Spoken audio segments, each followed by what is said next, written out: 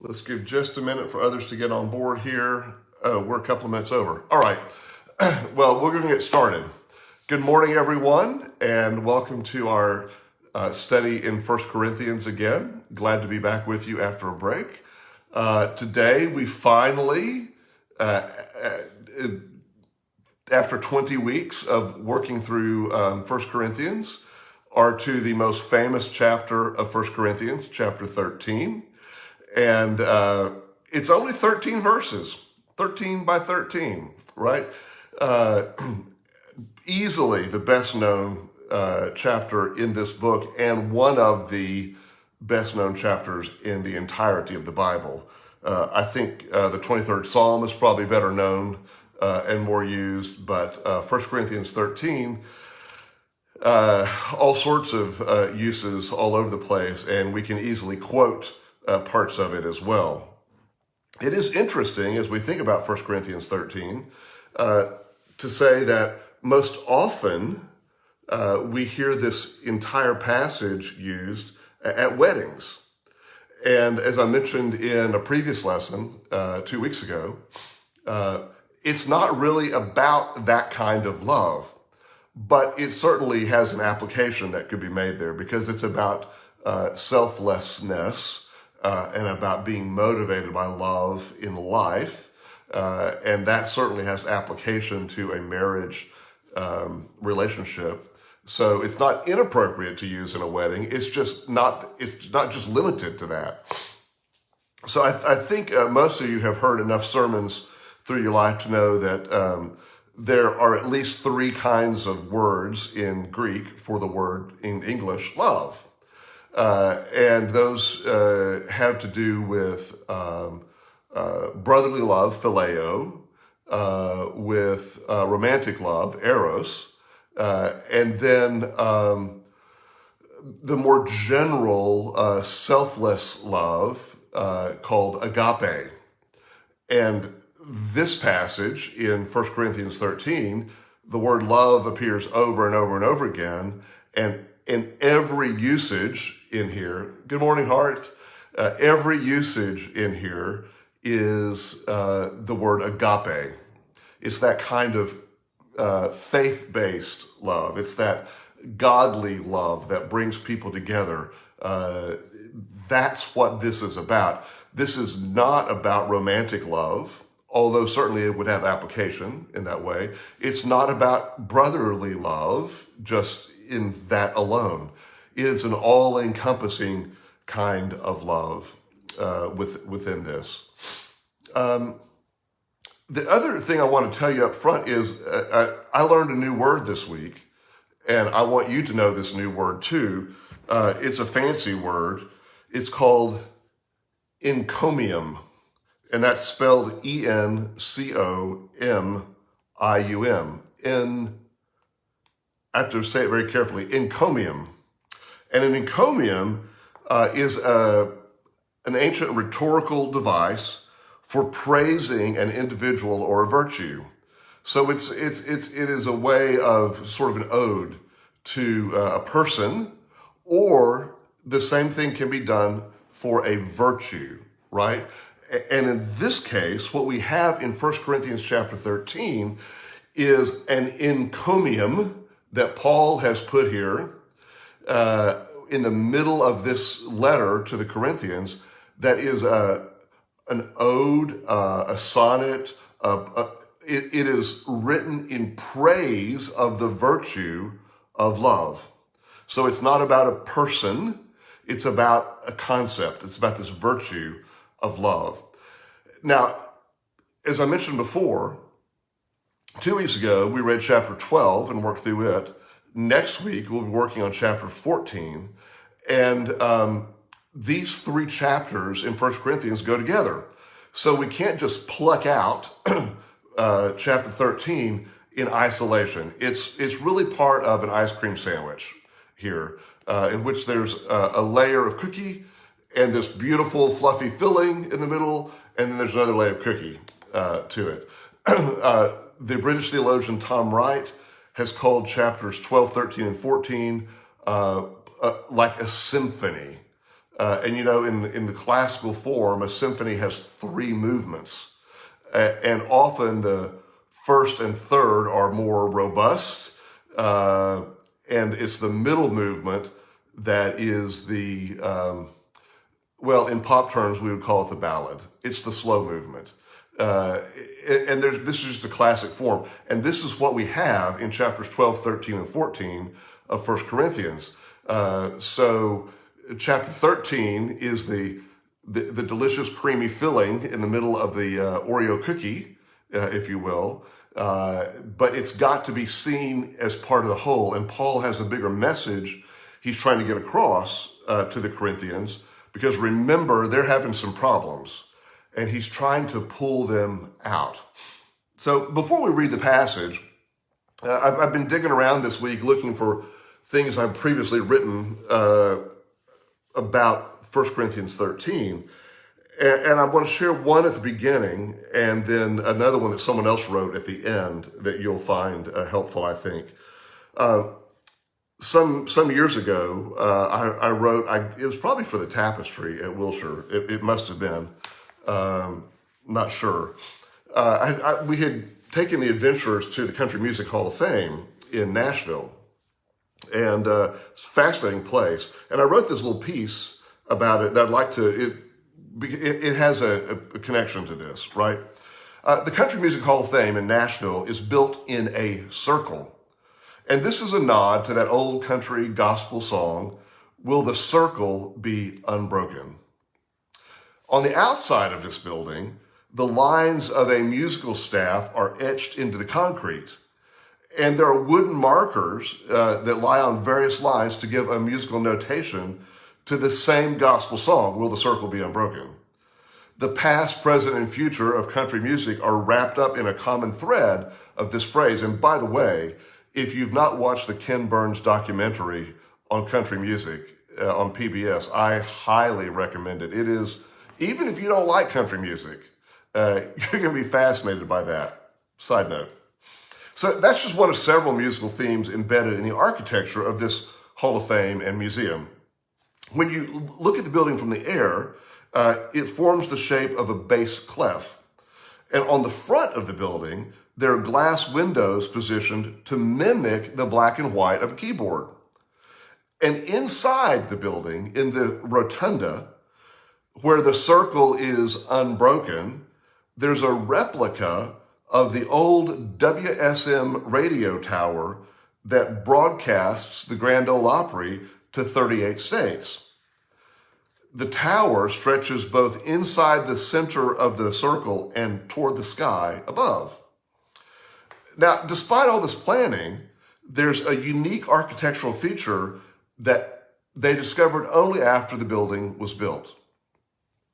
If you stand in the center of the rotunda, under this WSM tower replica, you can speak in the softest of voices and you can hear your words boom as though you were broadcasting to 38 states without aid of a microphone. The odd thing is that you're the only one who hears your booming voice. It doesn't carry across the room, much less across state lines. This architectural anomaly, it's easy for me to say, architectural anomaly was unplanned, but it makes a really interesting point, I think. Just because you're in the center of things doesn't mean you're the center of attention.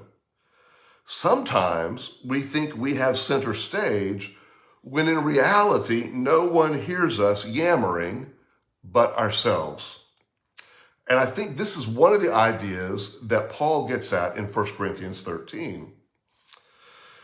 If I speak in the tongues of mortals and angels but have not love, I am a noisy gong or a clanging cymbal. The love of Christ that's given to us is a new song to sing, a song in which the circle may truly be unbroken. And one of the things we want to discuss today is how we take care to be sure that we're not singing this song only to ourselves while thinking we're doing some great thing for God, when in the reality, no one else can hear us or has tuned us out. So that's my introduction to our passage today. Let's take up, if you have a Bible in front of you, maybe you have this memorized, 1 Corinthians chapter 13. I'll be reading today from the NRSV. If I speak in the tongues of mortals and angels, but do not have love, I am a noisy gong or a clanging cymbal. And if I have prophetic powers and understand all mysteries and all knowledge, and if I have all faith so as to remove mountains but have not love, I am nothing. If I give away all my possessions, and if I hand over my body so that I may boast, but do not have love, I gain nothing. Love is patient. Love is kind. Love is not envious or boastful or arrogant or rude. It does not insist on its own way. It is not irritable or resentful. It does not rejoice in wrongdoing, but rejoices in the truth. It bears all things, believes all things, hopes all things, endures all things. Love never ends. But as for prophecies, they will come to an end. As for tongues, they will cease. As for knowledge, it will come to an end. For we know only in part, and we prophesy only in part. But when the complete comes, the partial will come to an end. When I was a child, I spoke like a child. I thought like a child. I reasoned like a child. When I became an adult, I put an end to childish ways. For now we see in a mirror dimly, but then we will see face to face. Now I know only in part.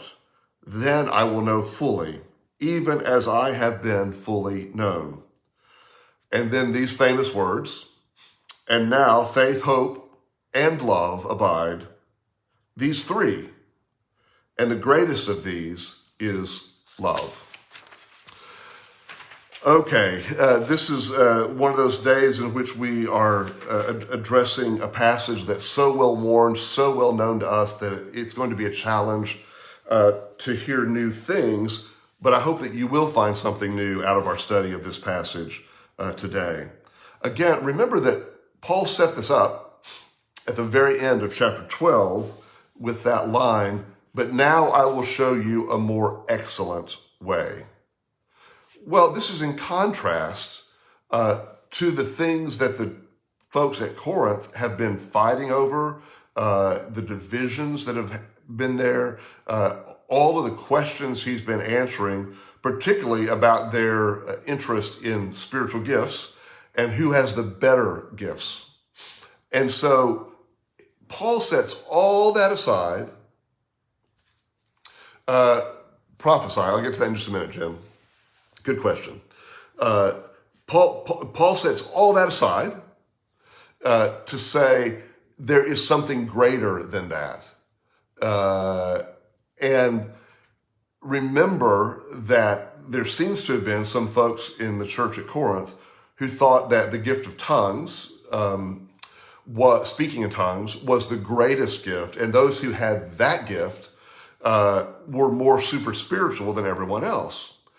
And here we go to your question, Jim, to prophesy. So prophecy is one of the gifts that Paul has mentioned as a gift of the Spirit, right? And now Paul is saying there's something greater than that. And the interesting way he sets this up at the beginning is he uses himself as the negative example. Notice the I's in the first few verses. If I speak in the tongues of mortals and angels, but have not love, I am a noisy gong or a clanging cymbal.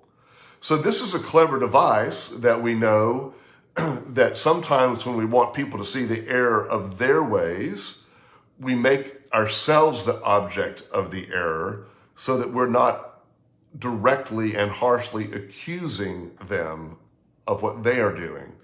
And here's Paul, who the Corinthians know and love and admire as an exemplary follower of the faith. And he's making this about him in such a way to say, if I did these things, I would be nothing. I would be like a clanging gong. I would gain nothing from this. And hopefully his hearers in Corinth can infer and transfer that idea to themselves, and it gets muted just enough that it's about Paul and, oh, well, if that's true of him, maybe it's true of me as well. So he doesn't have to be as accusatory of them in this moment. I think these first verses of 1 Corinthians 13 also remind me, in a way, of the overall theme of the book of James in the New Testament. And that is the idea that faith without works is dead. And what Paul seems to be saying here is that faith without love is nothing. It's not just dead, it is nothing. Faith without love accounts for nothing in this. So he's taking these sort of a cascading series, a triad that he's got here. If I speak in the tongues of mortals and angels, which seems like a pretty good thing, but I don't have any love with it, then there's nothing there. And I know we all see this very idea play out from time to time. We all know people who are so concerned to convey the faith as they understand it, but do so without love, so that it's very hard for them to be heard. In our modern experience, the best place to exhibit such behavior is on Twitter, where all wheels are off and all barriers are down, and people just say all sorts of stupid, awful things. And I've seen this play out just in the past week with a couple of young Calvinists responding to something that I wrote earlier in the week, and just really in a very mocking, hateful way, which I can take, that's fine. But what I thought about this is you're holding yourself out as the purveyor of unadulterated truth, and yet the way you do it causes you not to be heard because you're so arrogant and smarmy and clearly so lacking in love. And so much of what we see of Christianity today, we'll talk about this throughout the lesson today, is lacking in love. And it is no wonder people are fleeing the church, walking away saying, I don't want anything to do with that. That's an idea we need to keep in mind here. I've also been reminded this week of that wonderful saying of Martin Luther King Jr., that the arc of the moral universe is bent toward justice. We want to believe that's true. We need to believe that's true. I think we could also say, in a similar fashion, that the arc of the godly universe is bent toward love. What Paul is saying here is you cannot have true faith. You cannot be a true follower of Jesus if your life is not motivated and captured by love. That the message of God, the message of the Bible, is one that is always bent toward love. That will play out as we unpack these verses over the next few minutes, but I want you to keep that idea in mind. Some of you remember that old hymn, Love is the theme. Of the themes that men have known, one supremely stands alone. And that's the message of Paul in 1 Corinthians 13. It's really the message of Paul throughout his writings, but we get it encapsulated in a really concentrated form here in chapter 13. If I have so much faith I can move a mountain, but I don't have love, it's all for naught. I am still nothing. So all of these things that we think demonstrate our great faith, our great adherence to doctrine or purity or following Jesus, all of them come to nothing if they are not administered with love. even if I sell all my possessions and give them to the poor. There's nothing if I don't do it out of love. And what's interesting about these examples that Paul has given here is they pretty much cover all of us in different ways. There are different ways that we might want to earn our favor with God, by charity, or by spiritual gifts that we express, or with knowledge or study. These are common themes, and Paul knocks all of them down in this. Every one of them is worthless, he says, if we don't have love. Now, again, Paul's indirectly criticizing the Corinthians while making it ostensibly about himself. Here's the next point I think we need to see about 1 Corinthians 13. Love never begins with the question, what's in it for me? Love always begins by asking, what is best for you? What would help you? I want to say this again because I think it is essentially important to understanding not only this chapter, but Paul's view of the world, and I would say a proper view of Christianity. Love never begins by asking, what's in it for me? Love always begins by asking, what is best for you and for the community? Remember, we've talked over and over and over again about Paul's emphasis on the common good, not the individual good. And as I've said repeatedly, this is where American Christianity has gone off the rails and is now in the ditch because so much of American Christianity, particularly evangelical Christianity, is rooted in selfishness and self-preservation. It's rooted in fear of losing power. It's rooted in fear of losing influence. It's rooted in fear of losing dominance.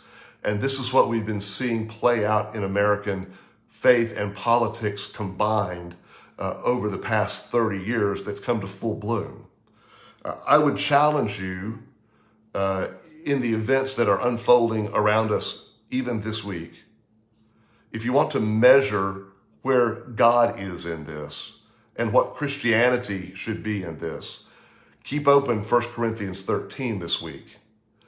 And as you evaluate what people are saying and doing, lay it against 1 Corinthians 13 and ask, is this motivated by love of others or by love of self? Is this motivated by trying to protect my interests or by trying to serve the interests of the common good? This is a fair measure. Now, some Christians will say, oh, well, this is only true for the church. It doesn't apply outside the church. And I think that's hogwash. And here's why. These same Christians, I think, would say, we can't live a bifurcated life. You can't be one person on Sunday and another person on Monday through Friday. That what Paul is teaching over and over and over again to the Corinthians is that who you are on Sunday must be who you are on Monday. That you cannot segment your life into the sacred and the secular. And yet so many Christians today want to do this, not just in their daily living, but in the way they see the world. I can support this horrible thing because that's not church or that's not faith. And what Paul wants to say is your faith, your love for humanity that's put in you by God, that's motivating your faith, has to be with you all the time. You can't just turn it off at some points. The proper movement of love begins with attending to the needs of others before ourselves. Love's nature is not to seek our own needs with the needs of others. And love ultimately secures not only the other person's needs, but also our needs. And here's the radical nature of what Paul is teaching that is the same message Jesus brought. And that is, by loving others, we love ourselves. That the true way to help ourselves is by helping others. And we've seen this play out so many times in our own lives when we have received the blessing in the efforts we've done to help someone else. And if that is our motivation, all of life is going to be better. And this is what Paul just wants to hammer home over and over and over again. As we move into verse 4, we see more description of how love behaves. Love is patient. Love is kind. Love is not envious or boastful or arrogant or rude. It does not insist on its own way. It is not irritable or resentful. It does not rejoice in wrongdoing, but rejoices in the truth. We've talked again, over and over again, about the meaning of truth, and how essential this is. Again, one of the greatest dismays of my lifetime is watching the evangelical Christian church move from a position advocating for absolute respect for truth to suddenly disregarding truth and calling what is true a lie. And this is an astonishing abandonment of the principles that Paul is teaching here. There is not alternative truth. There is truth. There is not, there are not two rails to this, right? And what Paul says is that love values what is actually true, not what we want to be true. And here is the most important point of that. There is a difference between what we wish were true and what may actually be true.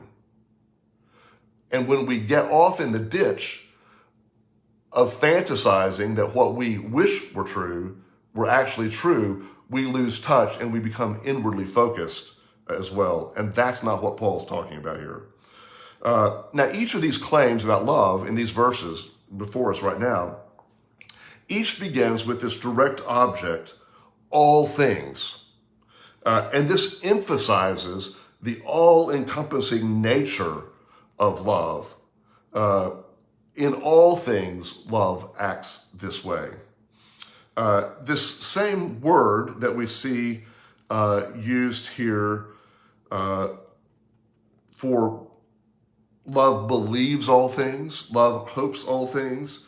The word in Greek for believe, this is tied up in Paul's thoughts other places as well. Faith, meaning the right relationship with God, is the basis on which we have hope regarding the future, because through faith we know God's redemption in the present and we can hope.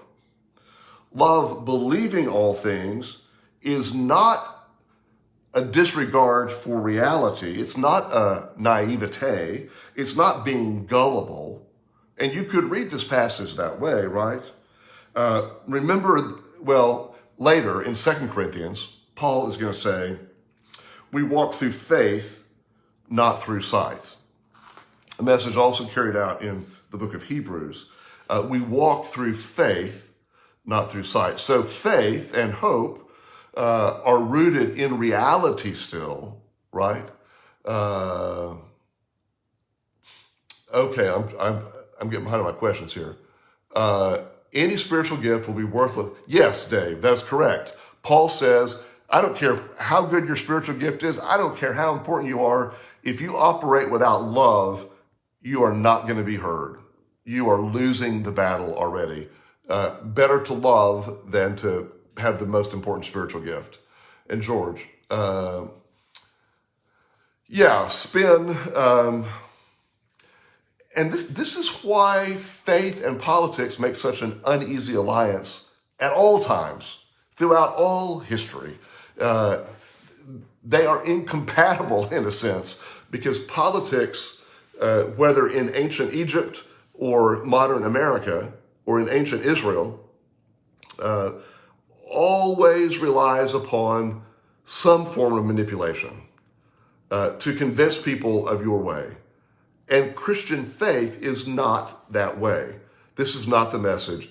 But we sadly have made it that way through coercive evangelism at times. That's a whole nother lesson out of this, I think. Love is patient. Love is kind. Love is not envious or boastful or arrogant or rude.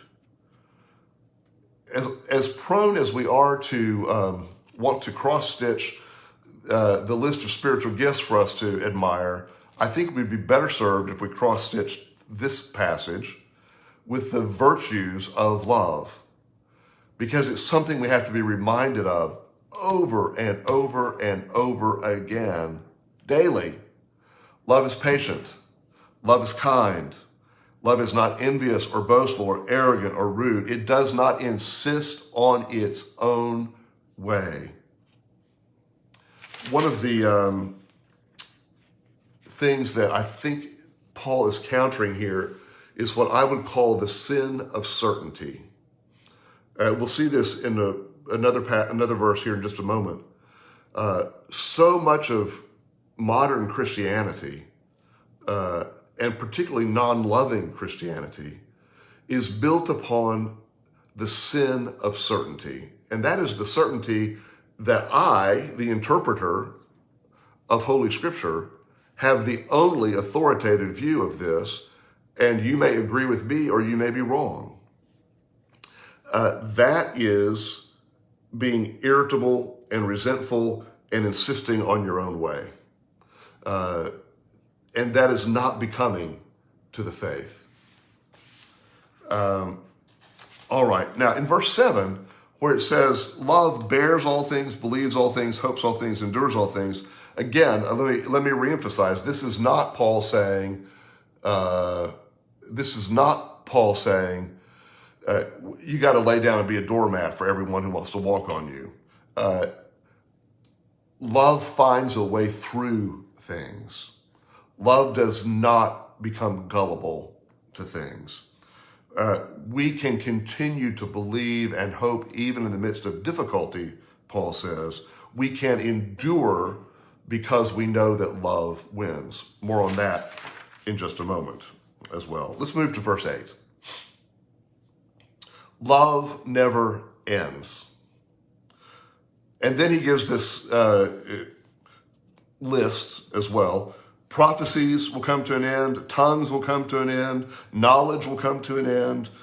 And then this bit that we know so well, for we know only in part, and we prophesy only in part.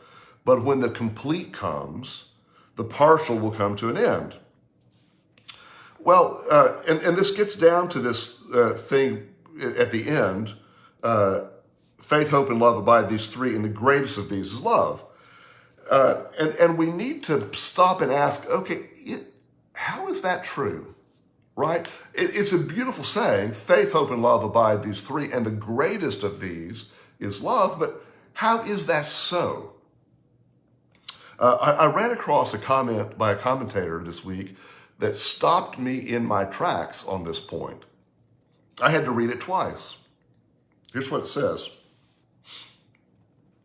Faith and hope are enabled by God's grace, but God does not believe, and nowhere does Paul say that God hopes. Hope and belief are human traits made possible by God's grace. Of these three things, the only one that God embodies actively is love. Well, that's fascinating, right? God does not have to believe. God does not have to hope, but God does love. And that's one reason love is the greatest of these things. Another way to think about this is this. Hope is a conviction and a yearning that's lodged in us, but sometimes things come to pass and we don't have to hope for them anymore because they've happened. And in that sense, hope can be fulfilled. Faith is also a human commitment, made possible by God's grace, yes, but we might fall from or abandon the thing we believe in, or we might find the fulfillment of faith at some point, right? So it's not as enduring as well. All of that is to say that love then is the greatest of these because it is the one eternal. It's fully present now and guaranteed to be fully present in the future. The gifts, the spiritual gifts that Paul's talking about do not endure through all ages, but love does. And also, when we think about how Paul is addressing the Corinthians, what is it they lack the most? They lack love. And that's why Paul is addressing this to them in this way. I tried to sort of line out for my own self a little note or two on these three words, faith, hope, and love. Faith, I think, is the description of a right relationship with God. Our faith is believing that God is who God says. Hope is believing that God will do what God has promised for us. Faith and hope. Love, on the other hand, is mirroring the character of God. Faith and hope have to do with our relationship with God and our trust in God. Love is our response to faith and hope. And that's why Paul says, if we do not have love, we're not complete. We've missed the boat on this. Before I move into the next thing I want to say, let me pause and ask, do we have questions? Do we have questions or comments that you want to put forward? Anyone?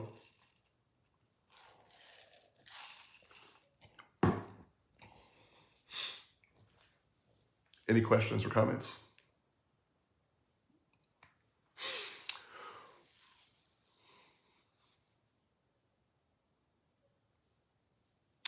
Yeah, love is not gullible.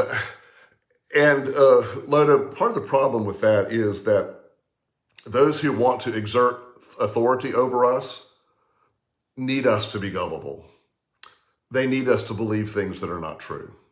They need us to trust them in some. And so this is why authoritarian figures throughout time create a crisis that only they can solve. They manufacture things knowing that we may be gullible, right? And true love doesn't fall for that stuff because of having a higher understanding and higher calling. Excellent point. So as I was digging back through previous things I had around on this passage from 1 Corinthians 13, I found a beautiful thing that was published in the Tapestry a few years ago.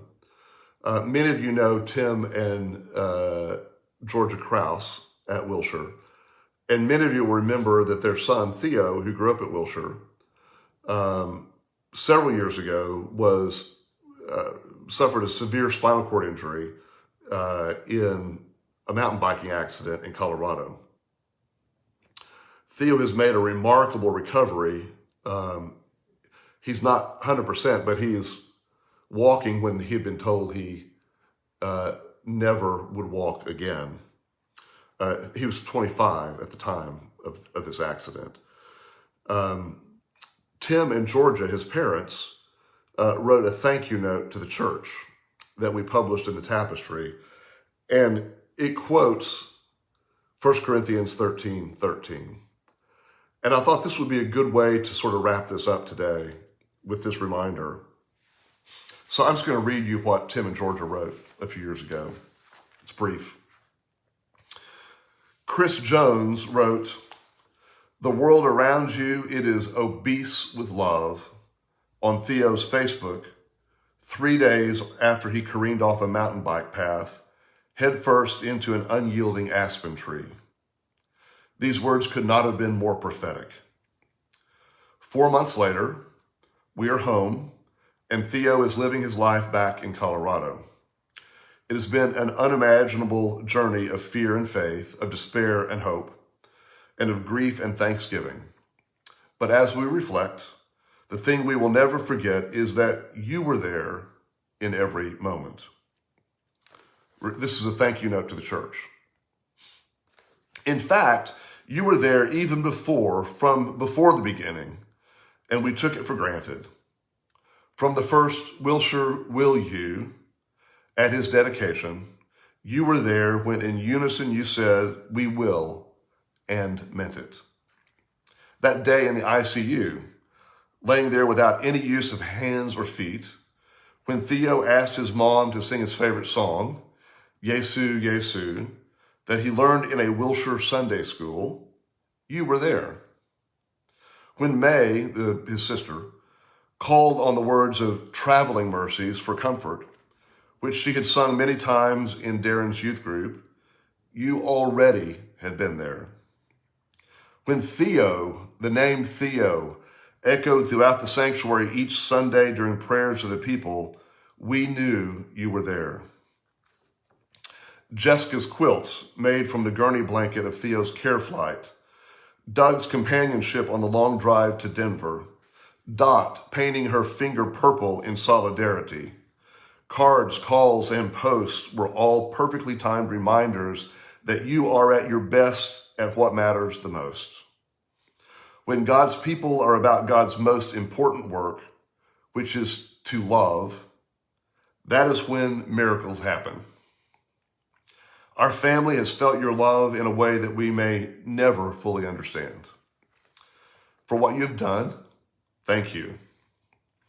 On Christmas Eve, Rachel presented us with a framed photo she had taken of a heart-shaped aspen leaf.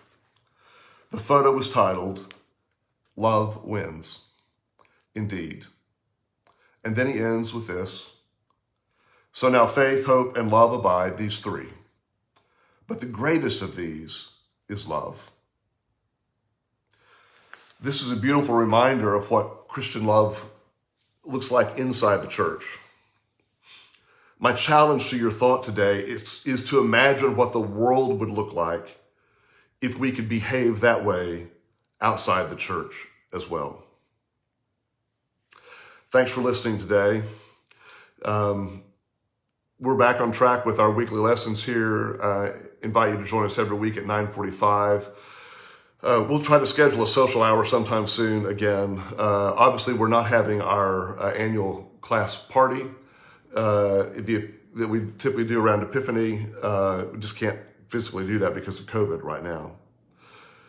As we move to our prayer time, I'm happy to report to you that our class member, Connie Smith, is now home after being hospitalized with COVID for 3.5 weeks.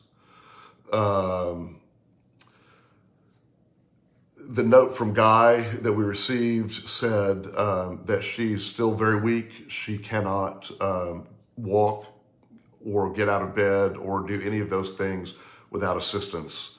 Lot of work to be done on that. But it's wonderful that she's made it out of the hospital as well. So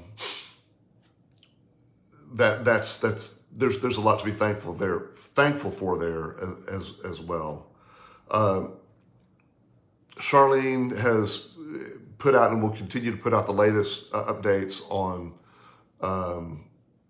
our other class members and the issues that we're facing. There are a number of things out there Hart has made it home from the hospital, and Hart, we're thrilled for you that your procedure seems to have gone well, and that you're back home as well. The winter can be hard. I understand that, as we're in the 10th month of this business, and yet there's some hope out there as well, even though it's uneven. Had a message from another church member this week who's struggling to get her elderly father in a memory care unit eligible for the vaccine because the priority has been given to skilled nursing patients, not dementia patients in the same facility. And there are all sorts of things like this going on now that make this so difficult for us.